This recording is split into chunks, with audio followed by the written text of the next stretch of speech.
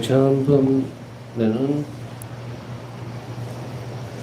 하늘께 의탁함의 모범편을 살펴봤고요. 파수성경에 대해서 오늘은 이웃에게 자비로움의 모범이라는 주제로 살펴보겠습니다. 파수성경은 인간의 모든 비참함, 특히 도덕적 비참함을 의식하며 예수님을 따르고자 노력을 하였다. 제가 시간에도 잠깐 말씀드렸지만 인간의 비참함을 알지 못하면 하느님께 내어 맡길 수가 없어요. 격이 완전히 다르기 때문에 그 말은 인간이 인간 자신의 비참함을 알지 못하면 하느님을 올바로 섬길 수도 없고 만날 수 없다는 이야기입니다. 인간은 어떤 식으로든지 원죄 이후에는 어떻게 되어 있느냐면 자신이 가지고 있는 것을 가지고 자기 성을 쌓아버립니다. 그래서 우리가 보면 한 번씩 그런 경우 있죠. 매체를 통해서 본다든지 이러면은 좀 불상사나운 어떤 백화점에 가서 점원들에게 갑질을 한다든지 돈이 우상이 된 게 아니라 돈이 그 사람을 삼켜버린 거예요. 그래서 그 사람들 눈에는 전부 다가 사람이 계산적으로만 보이죠. 하느님을 모르는 인간의 비참함은 이렇게 굴러 떨어져 버립니다. 그냥 재물 자체를 신격화시키는 게 아니고 그 재물이 그 인간의 인격 자체를 다 덮어버린 거예요. 그 자신이 누군지를 모르게 만들어 버린 상태죠. 그래서 예수님은 복음에서 뭐라 말씀하고 계세요? 재물과 하나님과 재물을 같이 섬길 수 없다는 말이 이 말이에요. 만약에 사람이 많다고 하더라도 재산이 많다고 하는 것을 무조건 그러면 거부하는 것이냐면 그건 아니에요. 재산이라는 가치 자체가, 재물이라는 가치 자체가 이웃과 나누기 위한 것이라는 거예요. 자비를 베풀기 위한 수단이라는 이야기죠. 남을 억누르고 억압하기 위한 그런 도구로 준 게 아무것도 없어요, 이 세상에는. 나눠야 한다는 거예요. 그것은 바로 그 원주인이 하느님이시기 때문에 어떤 때는 가진 것이 없기 때문에 나누지 못한다는 것도 있을 수 있고 여러 가지가 있겠습니다만은 여하튼 인간이 하느님께로 돌았을 때는 자신의 비참함을 아는 그게 큰 은총입니다. 그걸 알지 못하면 인간은 아까 앞에서 설명해 드렸듯이 재물의 노예가 돼도 똑같은 짓을 해요. 그래서 이렇게 물질적으로 부유하고 물질적인 부분에서 걱정이 없는 사람들은 신앙생활도 제대로 못합니다. 과시욕이라는 것이 욕구가 이미 그 사람을 덮어버렸기 때문에 그 안에서는 겸손함이 나올 수가 없어요. 겸손함이 나올 수 없다는 말은 뭡니까? 하나님 원칙이 흘러가지 못한다는 이야기죠. 그렇기 때문에 어떤 부분에 있어서는 이런 부분들을 악용해버리는, 그래서 성당조차도 이렇게 교회 자체도 자신의 놀이터 정도로 자신을 과시하는 것으로서 참 얼마나 어리석습니까? 그죠? 정말 어리석게 한이 없어요. 여러분들 경험상 보면 화장막에 가보신 적이 있죠. 화장장. 저도 여러 번 가봤습니다. 뭐가 남던가요? 지금 보여지는 육신조차도 제대로 갖고 있지 못합니다. 결국은. 들어갔다 나오면 아무것도 없어요. 가부밖에는. 그럼에도 불구하고 인류의 역사는 하느님을 배제하고 나면 어떻게 된 것인지 계속 반복적입니다. 계속 반복적이에요. 돌아설 수 있는 길이 없어요. 그걸 뚫고 나오지를 못한다. 여기에서 답은 뭐다?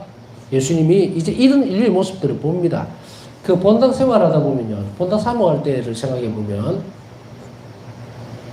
냉담자들이 본당으로, 그러니까 다시 교회로 돌아오는 기회가 어느 쪽이 많으냐면 장례미사 때 있어요. 그래서 보통 보면은 장례가 미사를 직전하기 전에 보면 가족들이 오랫동안 냉담했던 사람들이 성승을 볼 수 있습니까? 신부님 영성치 하고 싶습니다. 이러거든요. 바로 맞닥뜨려 보니까 죽음이라는 거 한번 딱 부딪혀 보니까 인간이 별거 없구나라는 것을 그 순간에는 깨달아요. 근데 길게 갈까요? 어렵습니다. 여기서 한 가지 어떤 것을 잠깐 짚고 넘어가면 저는 늘 어려움이 있을 때마다 어떤 생각들을 하면서 사람들에게 냉담하고 난 이후에 돌아왔을 때 얼마만큼 지독한 노력을 해야만 예수님 사랑 안으로 들어갈 수 있는지에 대한 부분들을 힘써서 강조를 합니다. 본다신부할 때도. 그 예로서 마리아 막달레나를 잘 들어요. 저는 이 성인을 생각할 때마다 얼마나 모욕적인 상태에서 사랑의 위대함을 봅니다. 위대함을. 응? 자신이 널리 알려져 있던 사람이었고 그런 모습들 가운데서 예수님 옆에 붙었을 때에 얼마나 많은 모욕을 당했는지 모르죠.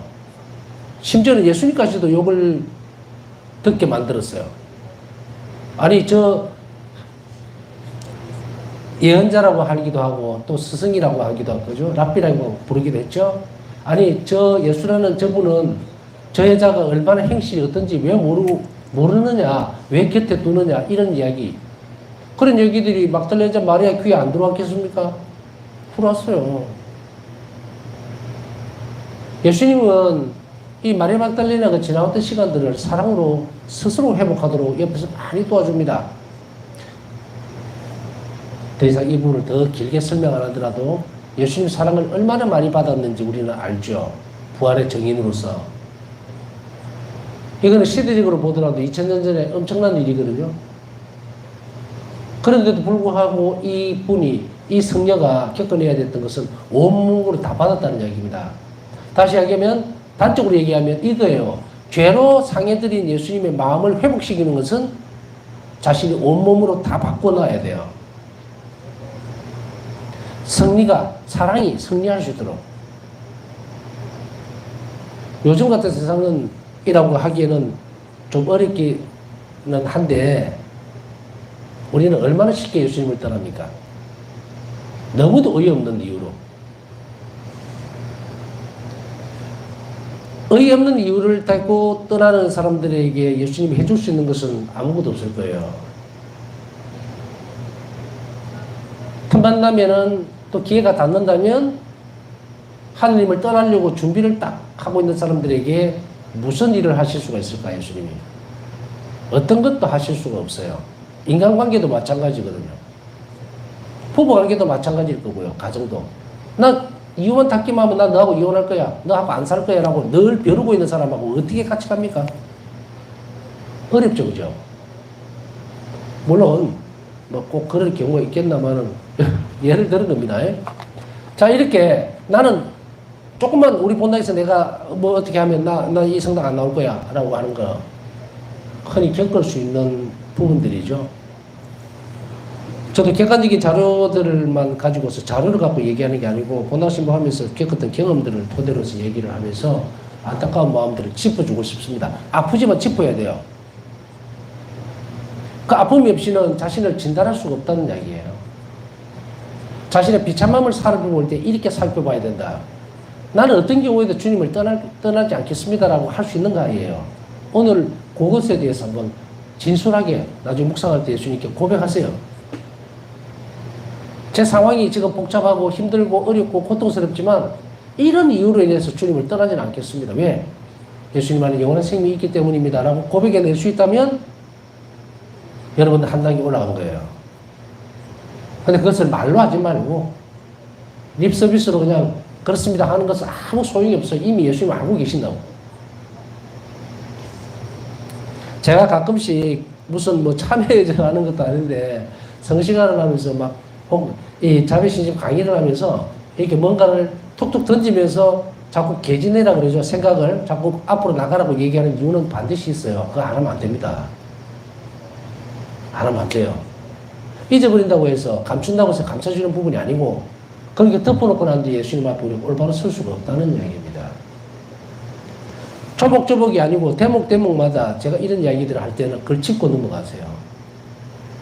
그래서 어떤 경우에도 또 이런 섭섭한 가운데에서도 이것이 유혹이라는 것을 알아들어야 돼요. 어떤 순간, 어떤 모습, 누구를 통해서든지 간에 예수님에게서 나를 떼놓을 수 있는 것은 없습니다라고 하는 것을 해내야 됩니다. 그래서 아까 제가 이런 이야기 했죠. 냉담한 부분들이 있는 냉담자들이 다시 교회에 들어왔을 때는 다른 사람보다 여러 수십 배의 노력을 해야 돼요. 그래서 제가 마리아 막달레나의 성녀의 예를 든 거예요. 순탄하게 예수님을 따라왔던 제자들, 마리아 막달레나만큼 그렇게 모욕적인 행태를 안 당했거든요. 베드로 사도 너무 좋으신 분이죠. 다른 사람들에게 비난받을 만한 일이나 어떤 행동들이 없던 순박한 어부였죠. 그런데 어떻습니까? 고통이 없어요. 물론 마지막에는 정말 주님을 위해서 목숨을 내놓는 엄청난 고통을 겪지만 출발점이 어디가 맞나라는 거죠. 마리아 막달레나 죄 중에 있었지만 예수님 용서를 받고 난 이후부터는 어떻게 됩니까? 용서받는 데서 끝난 게 아닙니다. 이 고해성사하고 연결되니까 잘 들으세요. 용서에서 끝난 게 아니라 과거에 있었던 그 비난들, 어떻게 저런 여자가 저 옆에 붙어 있을 수 있냐, 뻔뻔스럽다, 떠나라. 그러나 사랑이 묶어놓은 거예요. 사랑이. 여러분들 어떤 경우에도 신앙을 버려서는 안 돼요. 마리아 막달레나 얼마나 많은 모욕들을 받고 사람들 손가락질, 수군거림, 오만 것을 다 들으면서도 주님만 바라본 거예요. 예수님은 그런 마리아 막달레나에게 하는 은총을, 사랑을 부어줍니다.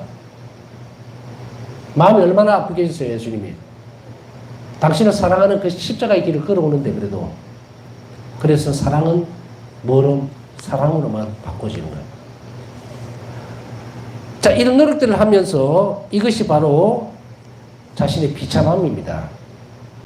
하느님 없이는 우리가 아무것도 아니고, 그리고 죄에서 벗어나서 올바른 인간으로 성장하기 위해서는 하나님의 절대적인 사랑이 필요할 수밖에 없는 존재라는 것을 온몸으로 받아내고 고백해낼 때, 그때에 이러한 노력들, 사랑을 하나님에게서 받기 위한 거예요. 자신이 지었던 죄에 대해서 그냥 잘못했습니다 하고 끝난 게 아니라 그 시간 동안에 하나님이 얼마나 엄청난 고통을 겪으셨는지, 그 죄 때문에 그것을 전부 보상해내는 방법은 사랑밖에 없어요. 바로 이 방법을 누구에게나 똑같이 요구합니다. 이것을 지혜롭게 쓰면 굉장히 좋은 달란트를 키워나가는 거예요.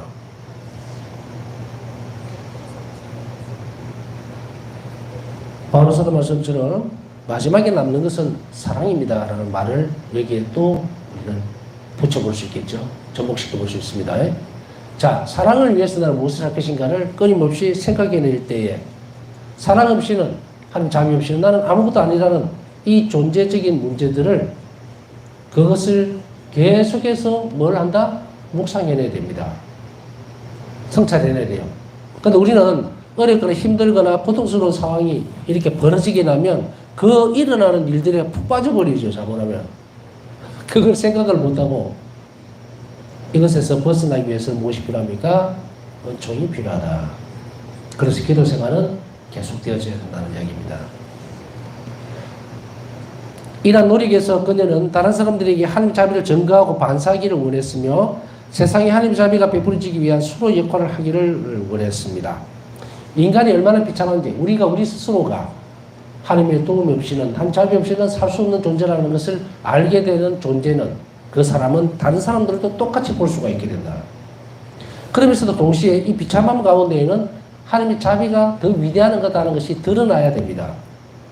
그래서 지난번에도 계속해서 강조했죠. 이 비참함은 우리를 나락으로 떨어뜨리거나 자신의 생명, 삶을 포기하게 만드는 것이 아니라 얼마나 위대해진 존재인가.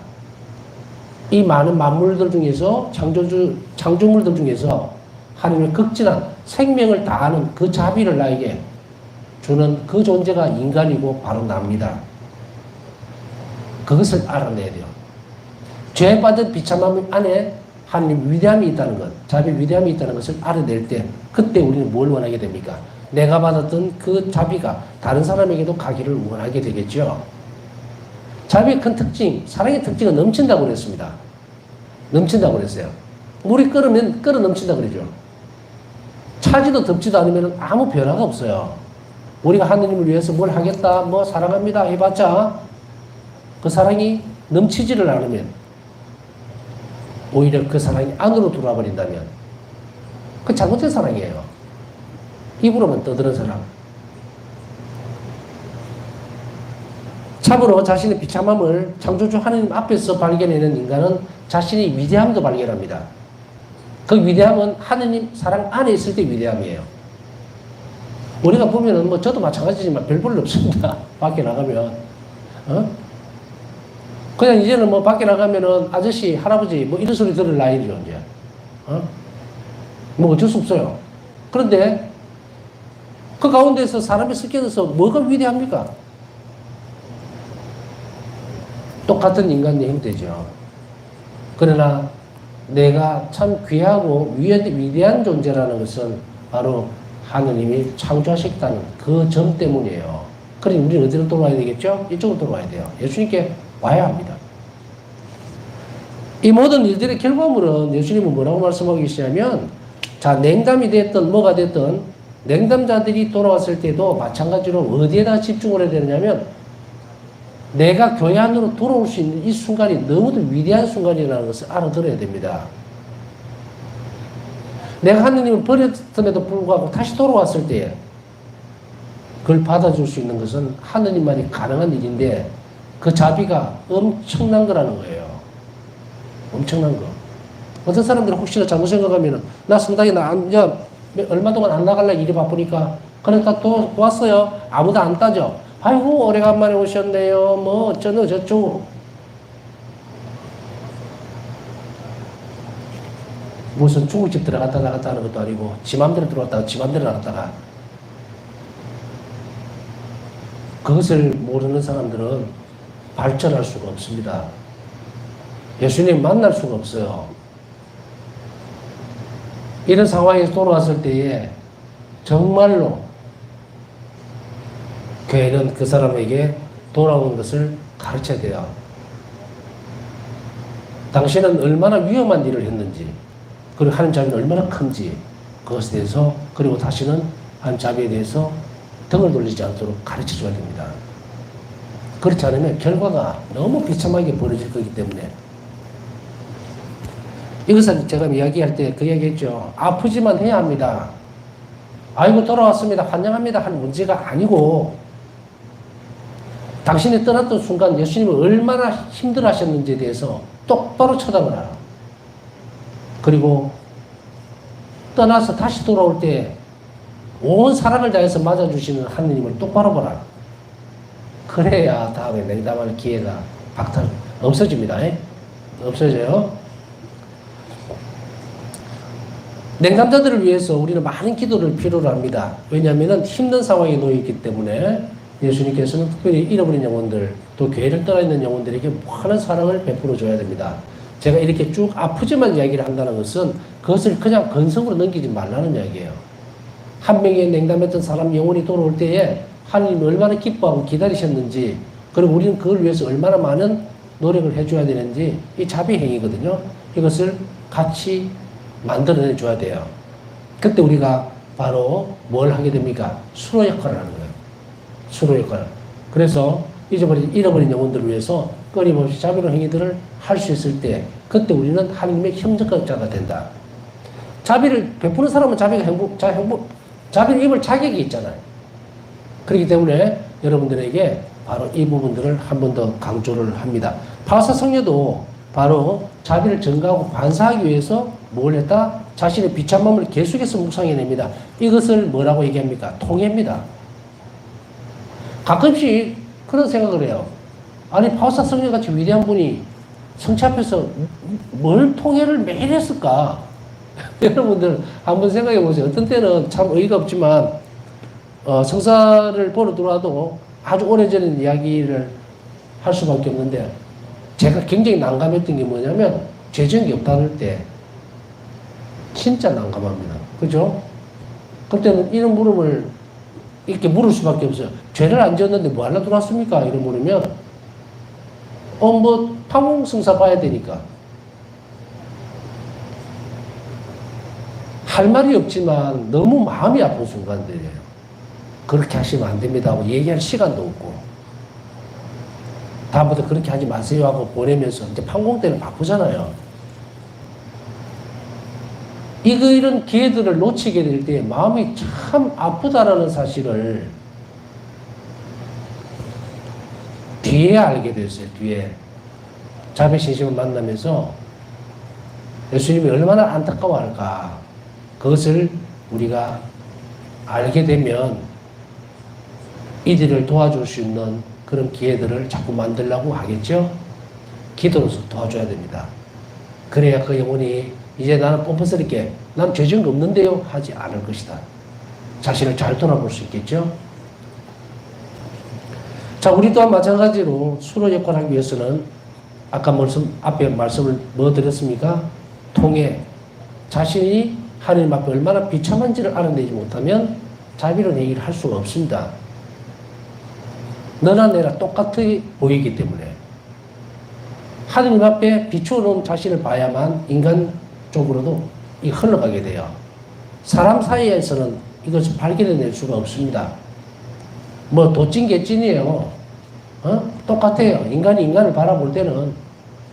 그렇기 때문에 그곳에서는 자신의 비참함을 찾아내기보다는 상대적인 박탈감이에요. 아유, 저 사람 돈 좀 있다고 나 좀 무시하네. 나 옷을 이리 입었다고 나를 함부로 대하네. 이런 정도예요. 그것은 싸움의 이유밖에 안 되죠. 하느님이라는 존재 앞에 서 있을 때는 그렇게 이유가 닿지를 않으니까 너무도 절대적인 분 앞에 딱 서버려야 돼요. 그때에 이것을 우리는 연습하고 나가야 됩니다. 그래야 참된 수로 역할을 하고 자비를 흘러내갈 수 있는 그런 용기를 가지게 됩니다. 지금 제가 말씀드리는 것은 그렇게 결심한다고 되는 문제가 아니기 때문에 여러분들이 계속해서 성찰하고 이 방법을 쓰시라는 이야기예요. 계속해서.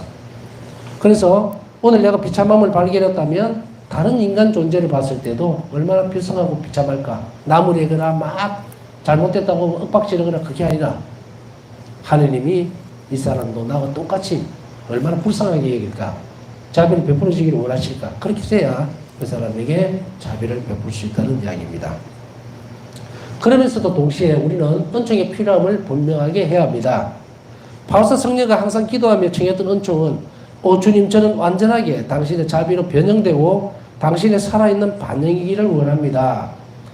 자, 요걸 읽어드리기 전 앞전까지 보면은 어떤 느낌이 드느냐면 그걸 내가 어떻게 하지? 이거 뭐 내가 이 세상 속에 살아가면서 한 번도 들어보지도 못했는데 그럼 어떻게 이걸로 해야 될까? 방법도 모르겠는데? 라고 할 필요가 없어요. 첫 번째 단추는 바울사 성령을 이렇게 하기 위해서 이런 은총을 먼저 청했다고 계속 강조해 왔습니다. 은총 때문에 가능한 문제다. 인간은 선한 일을 못합니다. 선한 일 못해요. 삐뚤어져 버렸다고 얘기했죠. 우리가 선한 일을 한다면 그것은 영성체 때문에 가능한 문제예요. 그렇다면 우리가 자비를 베푸는 것도 하는 은총 없이는 불가능한 이야기죠. 그러나 매 순간 이 은총이라는 것이 내 영혼이 계속해서 상대방에게 자비로 줄 수 있도록 변형이 되어지고 폭이 넓어지죠. 하나님께 열려져야 되죠. 그러기 위해서 계속 연습을 해야 되는데 그 연습의 첫 번째 출발점은 기도부터 해야 된다. 바울사 성령도 이 일을 하기 위해서 계속적인 기도를 합니다. 자, 여러분들도 그렇고 저도 그렇고 마찬가지예요. 어떤 때는 어떤 상황을 보고 나서 이걸 도저히 내가 자비로운 마음이 안 나올 때가 있을 때는 간절하게 매달립니다. 지금 제가 보는 이 상황이 내 눈이 보는 이 모습이 내 귀로 들은 이 상황이 절대적인 것은 없잖아요. 그러나 그것이 상대적이라 하더라도 내가 자비롭기 위해서는 이 상태로는 내가 못한단 말이에요. 그래서 무슨 기도를 합니까? 제 눈이, 귀가, 혀가, 손이, 발이 자비로워질 수 있도록 도와주소서라고 기도를 합니다. 바울사 성령은 항상 이 기도를 하셨어요. 여러분들은 이제 그 성령 바울사의 9일 기도, 거친 기도 책 있죠? 그게 이 내용이 들어있죠? 늘 변형되게 해달라. 우리는 변하지 주님의 은총으로 우리가 변형되지 않으면 안 돼요. 근데 그게 가능한 것은 성체 때문에 가능합니다. 여러분이랑 저랑 똑같아요. 영성치 하니까. 저 사람은 특별하니까 그렇게 가능하지 우리는 아닐 거야라고 할 필요도 없고요. 바울사 성령이니까 가능했고 우리는 아닐 거야라고 할 필요도 없어요. 바울사 성령과 우리가 그 길을 같이 갈 수 있는 것은 영성체 덕분이라. 성체를 영하기 때문에 가능한데 실천적인 부분에 있어서는 뭡니까? 자비로워질 수 있기 위해서는 첫 번째로 기도로 그 은총을 청해야 한다. 어떤 사람들은 많은 이런 그 걸림돌에 넘어지는 경우가 많아요.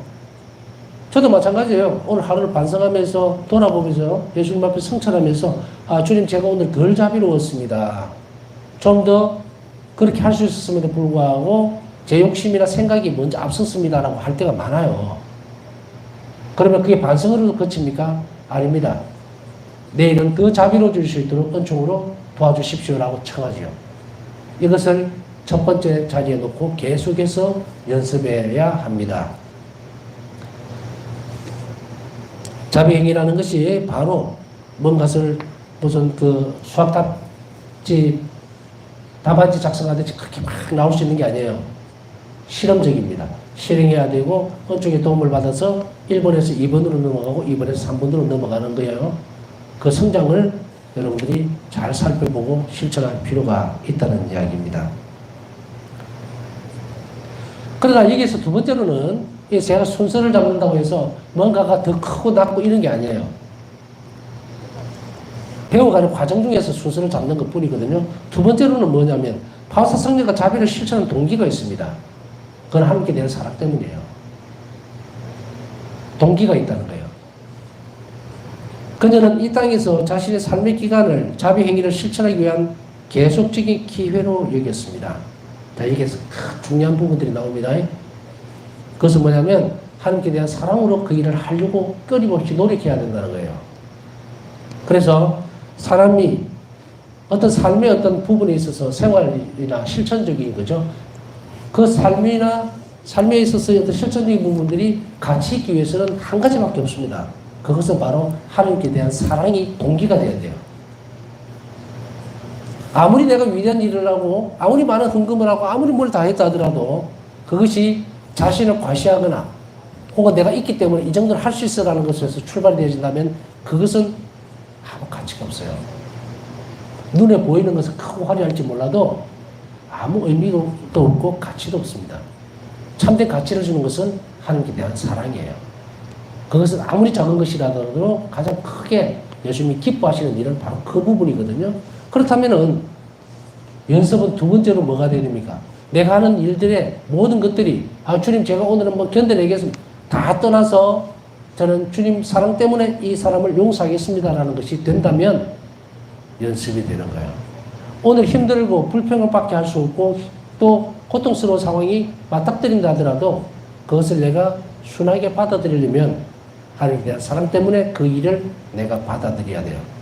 이것을 계속해서 연습해 나가야 됩니다. 어떤 때는 우리 눈으로는 그 일을 해결하지 못할 때도 있고 받아들이지 못하고 용서 못할 때도 있습니다. 그러나 한 번 용서할 수 없는 부분들이 드러났다고 해서 포기해서는 안 된다. 하느님은 그 사람을 죽을 때까지 용서하려고 할 거거든요. 그럼 우리는 어떻게 됩니까? 용서할 수 있는 마음을 주시라고 청해야 되겠죠? 그렇게 함으로 인해서 내가 변화되면 그 일이 가능한 거예요. 이런 연습들을 끊임없이 해야 하고요. 그 다음 세 번째 보면 이 땅에서 자신의 삶의 기간에 대한 부분들을 분명하게 합니다. 자, 이제 여러분들은 당신 왜 삽니까? 라고 물었을 때에 모두 똑같은 대답이 나와야 돼요. 그건 뭡니까? 오늘 하루가 자비를 실천할 수 있는 기회를 주시기 위해서 나를 살려놓았다는 거예요. 그러면 내 오늘 하루는 바뀌어버렸죠. 이제 더 이상 내가 왜 살아야지, 왜 해야지, 이거 더 이상 의문이나 혹은 자신을 못 살게 구는 어떤 이유로 갖다 대면 안 됩니다. 삶에 대해서 확실하게 드러나는 부분들이 이 부분입니다. 그래서 오늘 내가 눈을 떴을 때에, 오늘 하루 시작할 때에, 오늘 하루는 하느님께서 나에게, 예수님께서 나에게 자비를 실천할 시간을 준 거예요. 얼마나 중요한 시간입니까? 얼마나 은혜로운 일입니까? 오늘 내가 자비를 실천할 수 있는 기회를 주시는 것이, 아니면 정의로 심판을 해버리면 끝나는 부분인데, 그러면 오늘 하루를 내가 어떻게 됩니까? 불행하라고 주는 시간이 아니고 내가 자비를 실천함으로 인해서 영원한 생명을 바라볼 수 있도록 행복한 시간이 주어지는 거예요. 그런데 우리는 자신의 각자의 처지에서 볼 때 불편한 것이 참 많아요. 그게 물질적이든 건강적인 부분이든 이런 부분들이 굉장히 불편하죠? 불편함과 싸워야 합니다. 불편함과 싸워야 돼요. 그래야 예수님이 내 편이 되어 주실 수가 있다는 이야기예요. 아유, 나는 오늘 기분도 안 좋고, 일도 요새 하는 대로 잘 안 되는데, 오늘 아이고 이럴 바에는 죽는 게 낫지 그런 이야기를 했으면 안 된다. 그렇게 죽으면 큰일 나요. 한 자비를 입는 게 아니라 정의 심판을 받아버리면 어디로 가려고 그래요? 바꾸면 되죠? 자비 시간으로 바꾸세요. 그렇게 하면 정말로 힘들었던 부분들도 뭐로 바뀝니까? 하나님 축복으로 바뀌게 되어 있어요. 왜냐하면 그것을 그렇게 하는 사람을 예수님은 뭐로 돌봐주시겠다 그랬어요? 어린아이를 같이 돌봐주겠다. 그러면 그런 일들을 신경 쓸 것이 없어요. 바울사성리는 이러한 것들, 인간이 행복해질 수 있는 것들을 확실하게 함으로 인해서 우리 삶의 의미도 이제는 완전히 딱 굳혀버립니다. 내가 오늘 사는 것은 하나님 영광을 위해서 또 뭘 어째? 스톱해야 됩니다. 오늘 주님께서 나에게 생명을 주신다면 그것은 나에게 자비를 실천할 시간을 주신 것이다. 이게 정답입니다. 그러면 이제 매일의 시간이 이렇게 돌아간다면 우리의 삶은 어떻게 됩니까? 걱정할 거 없어요. 풍요롭고 기쁘게 주님 안에서 이제 천국에서 누릴 삶을 여기에서부터 살 준비를 차곡차곡 하는 겁니다. 그녀는 이웃에 대한 사랑의 행위로 인해 특별한 경우를 찾지 않고 일상생활의 평범한 환경을 활용하였다. 이제 자비를 실천할 기회를 찾기 위해서 뭐 봉사활동이라든지 아니면 뭔가를 막 연구하고 그렇게 찾아갈 필요가 없었다는 이야기예요. 우리 주변을 둘러보시면 돼요. 여러분 각자가 내일 아침에 눈을 뜨게 되면 눈을 떠서 만나는 사람들, 상황들 혹은 맞닥뜨릴 수 있는 어떤 그 시간들이 있죠. 그것을 전부 자비를 실천할 기회로 삼으면 됩니다. 무슨 아까 얘기했듯이 뭐 특별하게 자비를 실천하기 위해서 눈을 동그랗게 뜨고 뭐 계획을 세우고 뭐든 어디를 가서 뭐 갈 필요가 없다. 나에게 주어져 있는 일상적인 생활 속에서 그 일을 하면 된다는 이야기예요. 자, 그녀는 끼우단에서 자신의 사랑을 기다리고 있는 예수님을 인식하면서 힘든 노동과 병, 내적 고통으로 인한 괴로움들을 다양한 사람을 위해서 봉헌하였다.